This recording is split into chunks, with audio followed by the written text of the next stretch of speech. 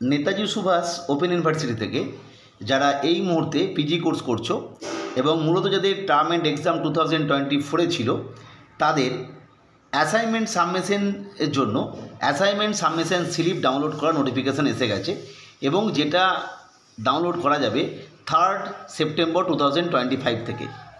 এই জায়গায় আমরা তোমাদের মধ্যে এই ভিডিওটা শেয়ার করেছিলাম এবং তোমরা অনেকে জানতে চেয়েছো যে অ্যাসাইনমেন্ট স্লিপ যেটা ডাউনলোড স্লিপ যদি ডাউনলোড না করা হয় বা এর কাজটা কী, অ্যাকচুয়ালি এটা কী, তোমাদের উদ্দেশ্যে আমি আজকে এই বিষয়টা আলোচনা করব। প্রথমে বলে রাখি, এই যে অ্যাসাইনমেন্ট স্লিপ যেটা বলছি এটা অ্যাকচুয়ালি অ্যাডমিট কার্ড, যেটা আমি পূর্বেই বলেছিলাম। অ্যাডমিট কার্ডটা কিসের জন্য না, অ্যাসাইনমেন্ট পরীক্ষা দেওয়ার জন্য।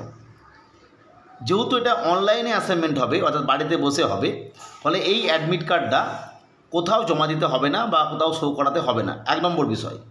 2 নম্বর বিষয়, তাহলে অ্যাডমিট কার্ডের গুরুত্বটা কী? এই অ্যাডমিট কার্ডে যে নাম্বার লেখা থাকবে অর্থাৎ রেজিস্ট্রেশন নাম্বার, সেটাও কিন্তু কোনোভাবেই যখন অ্যাসাইনমেন্ট পরীক্ষাটা হবে সেই সময় কাজে লাগবে না। অ্যাসাইনমেন্টের সময় মূলত রেজিস্ট্রেশন নাম্বার এবং ওটিপি দিয়ে অ্যাসাইনমেন্ট সাবমিশন করা যাবে।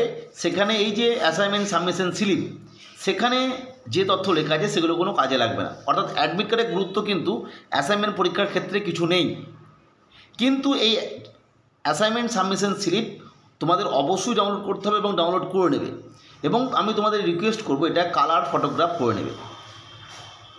যদিও এই প্রসঙ্গে তোমাদের বলে রাখা ভালো, যে কোনো রেগুলার ইউনিভার্সিটিতে যে অ্যাডমিট কার্ডগুলো দেয় টার্ম অ্যান্ড এক্সামের আগে, সেগুলোও কিন্তু ভবিষ্যতে কোনো কাজে লাগে না, শুধুমাত্র মাধ্যমিকের অ্যাডমিট কার্ড ছাড়া।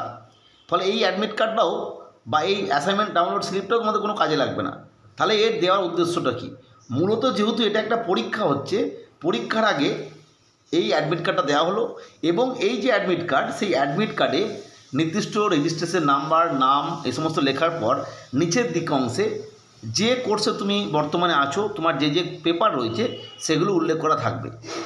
যদি কেউ ফ্রেশ ক্যান্ডিডেট হয় অর্থাৎ এই বছর সেকেন্ড ইয়ার বা ফার্স্ট ইয়ারে পরীক্ষা দেবে, তাহলে তার যে সমস্ত সাবজেক্টগুলো আছে এখানে দেখাবে।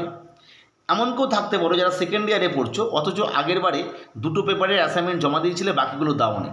তাহলে তোমাদের ক্ষেত্রে কী হবে, যে কটা অ্যাসাইনমেন্ট জমা দিতে হবে সেই কটা দেখাবে।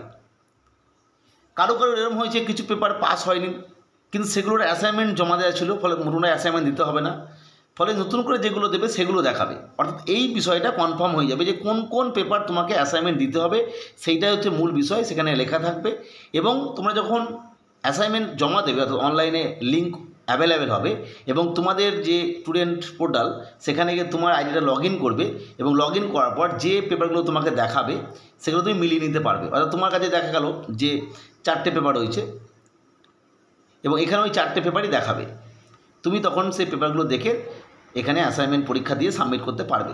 মূলত এই বিষয়টা তোমরা করতে পারবে, অর্থাৎ কোন কোন পরীক্ষায় তোমায় অ্যাসাইনমেন্ট জমা দিতে হবে সেগুলো তোমরা জানতে পারবে এবং পরবর্তী ক্ষেত্রে ভবিষ্যতের ক্ষেত্রে তোমাদের কোনো বিষয়ে দরকার পড়লে অ্যাসাইনমেন্ট সাবমিশন যে স্লিপ সেটা দেখাতে পারবে। এইটুকুনি এর গুরুত্ব।